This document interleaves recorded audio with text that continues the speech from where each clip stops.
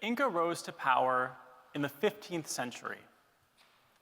And in less than 100 years, they built the largest indigenous empire ever realized in the Americas. At its height, this empire spanned thousands of kilometers across the Andes, encompassing millions of people, animals, and resources. The Inca built an extensive road network across deserts, mountains, and jungles. They perfected terrace farming and constructed precise stone architecture. Yet remarkably, the Inca built and managed this massive empire without a conventional written script. Consider just how many text messages and emails you send every day just to manage your own life. Now imagine running an entire empire. No email, no text message, no conventional form of writing. Rather than pen and paper, the Inca relied on knotted cords like these called quipu. Now we know the Inca used quipu for a wide range of numerical purposes, like census counts and storehouse inventories, but we also have early Spanish colonial accounts that describe quipus that encoded narratives, like songs, histories, and stories. Today, much of how quipus actually functioned remains a mystery, and so my research seeks to unravel this enigma. But let's just start with a single chord. Thanks to past scholarship, we know how Inca quipus encoded numbers. Knots are arranged in groups along the chord in powers of 10, with the ones positioned furthest down the chord. Now, the chord you see behind me has the number 1,636.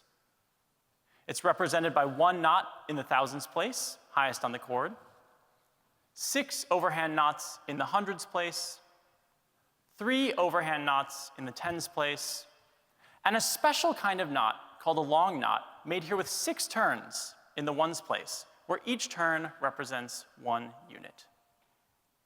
Now you may also notice an extra knot at the end of the chord here. This knot does not add to the value of the chord, but instead is there to keep it from unraveling. Now while we can confidently read numbers like these off of quipus, we don't always know what they represent. Number of people, ears of corn, Harvard's founding date? We're not always sure. And even more perplexing, some quipu chords have no knots at all. This has led researchers like myself to look for non-numerical signs in Inca quipus. Notice that the chord behind me is more than just a string with knots. It can be attached to other chords in various ways. It has color and pattern. And the body of the chord can be twisted counterclockwise or clockwise, which we call S and Z twisting, respectively. Although I'm not the first to make these observations, new methods allow me to collect higher resolution data than ever before. Rather than relying on my eyes alone, I use a Pantone system to encode colors more accurately.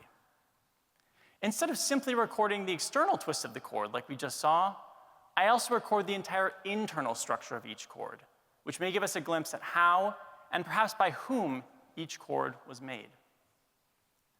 For my dissertation, then, I've spent hundreds of hours meticulously documenting quipu attributes like these in spreadsheets.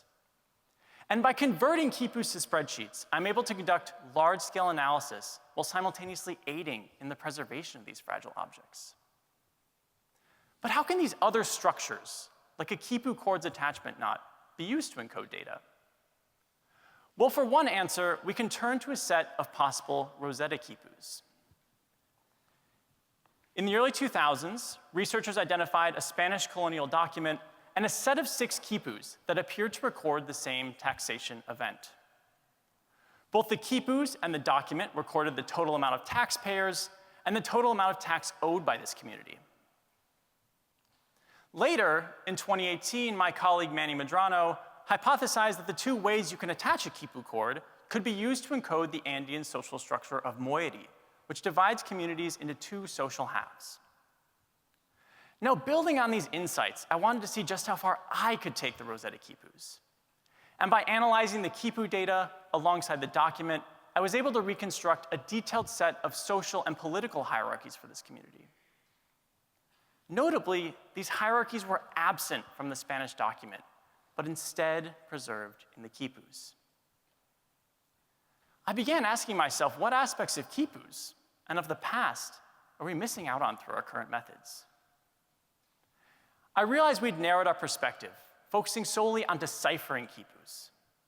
We did not take seriously the materiality and multidimensionality that quipus had to offer us. As children, we learned that reading and writing go hand in hand. Yet for decades, we've been trying to read quipus without fully understanding how they were written. So I decided to flip the process on its head, working backwards to understand how quipus were made, who made them, and what this can tell us about their use. I thought, what better way to get inside the mind of a quipu maker than to become one myself? This has meant shifting my analysis between analyzing archaeological specimens and creating my own quipu replicas. And through this embodied practice, I've gained a better appreciation for the structures found in quipus and for the types of data they could encode. Perhaps the most interesting insight for me has been realizing that for conventional writing, any medium will do. Paper, stone, wood, you name it. These are all simply vessels for the information you wish to convey. But for quipus, the information and the medium are one and the same. But this is something you really have to experience for yourself. Perhaps you've noticed by now the bookmarks in your programs are actually quipu chords. I want you to take out these chords right now. Go ahead, take them out. I want you to feel the materiality of the chord in your hand. Feel the tactile nature of the data it encodes, and compare this to the flatness of your program.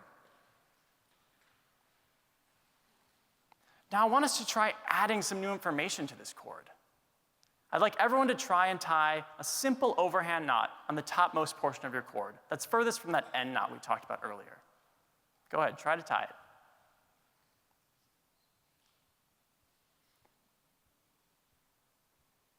And notice that in doing so, in adding this new knot, this new information, you have to physically alter and physically manipulate the very structure of the material in your hands. Now, I must confess, while this talk began with the Inca, Khipu technology has a much deeper history in the Andes. And even today, forms of this technology persist. Deciphering Khipus then allows us to peer into the pre-Columbian past while simultaneously having real implications for contemporary Andean communities working to preserve and revitalize Khipu traditions. For now, my work, along with that of others, seeks to give voice to the histories encoded in these chords. But it's truly my hope that one day soon, the Khipus will speak for themselves. Thank you.